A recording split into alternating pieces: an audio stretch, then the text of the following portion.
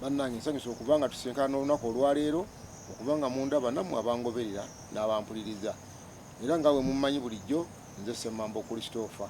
Olwaleero tuzze mu lulimi lwaffe Oluganda nga bwe tuleetera tutambuza buli kaseera naye nga tugenda kukozesa leero olugero.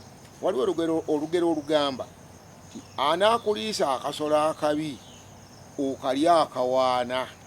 Kitegeeza ki? Gwe buli obanga okutte ku kintu oba buli olabanga omuntu n'agamba kino kyekisinga kino tokivaako kwata ekyo tota, kiba kitegeeza alina kyakimanyiimu. Okyegenderezanga era oganga okukola okusalawo okwo ng'omaze kumanya nti kirimu kino oba kirimu kiri, ayinza okuliisa ekikyamu. Kwe kuva olugero olugamba Anakulisa akasolo akabi okalya akawaana. Bannange neyanziza neyanzeege olwo lwe Luganda.